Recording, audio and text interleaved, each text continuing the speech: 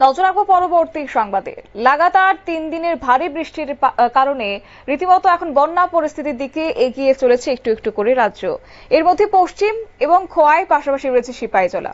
এই 3 জেলাকে রেড জোনে রাখা হয়েছে, রেড জোন হিসেবে ঘোষণা করা হয়েছে রাজ্যের আবহাওয়া দপ্তরের পক্ষ থেকে। এই জেলাগুলিতে ভারী থেকে অতি ভারী বৃষ্টিপাতের সম্ভাবনা রয়েছে। আর এই অবস্থায় দাঁড়িয়ে বিশালগড়ের বিজয় নদের জল ফুলে ফেঁপে উঠেছে। ইতিমধ্যে বিশালগড়ের বেশ কয়েকটি এলাকা জলমগ্ন হয়ে পড়েছে। ইতিমধ্যে সার্বিক পরিস্থিতি সামাল দিতে সব ধরনের প্রস্তুতি নিয়ে মাঠে নেমেছে বিশালগড় মহকুমা প্রশাসন। বিপর্যয় মোকাবেলায় মাঠে নামানো হয়েছে টিএসআর প্রথম বাহিনী, আপাতকালীন মিত্র এবং সিভিল ডিফেন্স সহ বিভিন্ন লাইন ডিপার্টমেন্টের কর্মীদের। বিশালগড় মহকুমা এলাকার সার্বিক পরিস্থিতি নিয়ে আজ সংবাদ মাধ্যমের মুখোমুখি হয়ে এই কথাই জানিয়েছেন মহকুমা শাসক রাকেশ চক্রবর্তী। কি বলছেন তিনি, শুনুন।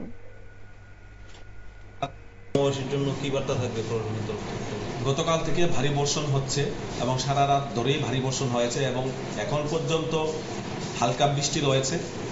নদীর জল 13.86 আমাদের বিজয় নদীর, এবং বিভিন্ন জায়গাতে গত বছরও যেটা ফ্লাডে আমরা দেখেছি, বিভিন্ন জায়গাতে যেমন গোপীনগর, উত্তর রাউতখোলা, নেতাজি নগর, কেকেনগর, দুর্গানগর, কামথানা, কৈয়াঢাপা, প্রভুরামপুর, এসব জায়গাতে কিছু কিছু জায়গাতে জল জমে গেছে। এবং আমরা প্রশাসনের তরফ থেকে আমরা সমগ্র বিশালগড়বাসীর কাছে আমরা এই আবেদনটুকু রাখতে চাই যে আপনারা বাড়িঘরে জল সম্পূর্ণ ঢুকে যাওয়া পর্যন্ত অপেক্ষা না করে আপনাদের প্রয়োজনীয় যে জিনিসপত্র আছে, কাগজপত্র যেগুলি আছে, সেগুলি নিয়ে আপনাদের নিকটবর্তী উঁচু স্থানে যেখানে যেখানে শেল্টার হাউস বা থাকার জন্য স্কুল রয়েছে, অঙ্গনওয়াড়ি সেন্টার রয়েছে, সেখানে আপনারা আশ্রয় নেন। প্রশাসন আপনাদের সঙ্গে রয়েছে, সর্বদা আপনাদেরকে সাহায্যের হাত প্রশাসন বাড়িয়ে দেবে। আপনারা শুধু প্রশাসন যেভাবে আপনাদেরকে নির্দেশিকা দেবে সেই নির্দেশিকা আপনারা ফলো করুন, অযথায় কোনো গুজবে কান দেবেন না।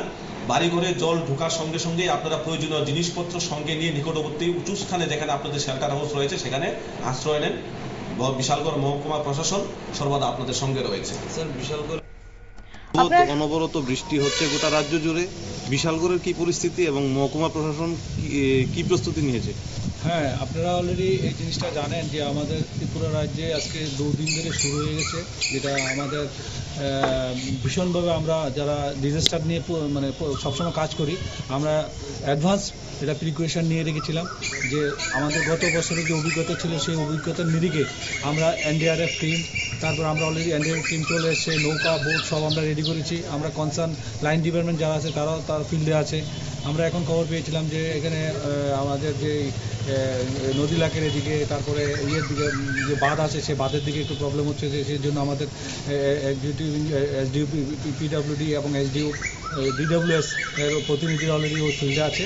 তারপরে আমরা এখন তড়িঘড়ি আমরা যে জায়গাতে শেল্টার হাউস আছে শেল্টার হাউসে তাদের যারা নাম্বার নিয়ে তাদের সঙ্গে কথা বলে, এখন যদি কোনো ধরনের আর্জেন্সি এসে যায়, এমার্জেন্সি যখন আমাদের ফ্লাড সিচুয়েশন ইনক্রিজ করে, আমাদের এখন যে বর্তমান যে পরিস্থিতি ডিডব্লিউএস এর যে রেকর্ড অনুযায়ী আমাদের বিশালগড় মহকুমা 13.26 আমাদের লেভেল, আর আমাদের ডেঞ্জার লেভেল আছে 14.65। সুতরাং এখন ডেঞ্জার লেভেল নিচে আছে। যদি এখনও আরও মুষলধারে বৃষ্টি হয় তবে আমাদের সেই ডেঞ্জার লেভেলটা অতিক্রম করবে। তো সেই নিরিখে আমরা কাজ করছি, আমরা প্রশাসন সর্বত সজাগ আছি এবং আমাদের লাইন ডিপার্টমেন্টও আছে। আমরা সবাই মিলে ডিজাস্টার গত বছর যেরকম করেছিলাম এরকম করে আমরা বিশালগড়বাসীদেরকে আমরা আশ্বস্ত করতে চাই যে এবার আমরা সবাই মিলে একসঙ্গে কাজ করবো, যাতে কোনো ধরনের কোনো দুর্ঘটনা বা কোনো ধরনের ক্ষয়ক্ষতি। প্রাথমিকভাবে কি প্রস্তুত? আপনারা শুনলেন একদিকে মহকুমা শাসকের বক্তব্য, অন্যদিকে প্রশাসনের পক্ষ থেকে জানানো হয়েছে যে ইতিমধ্যে সমস্ত রকমের ব্যবস্থা করা হচ্ছে, পাশাপাশি প্রত্যেকেই যেন সতর্ক থাকেন সেই কথাটাও কিন্তু বলা হচ্ছে।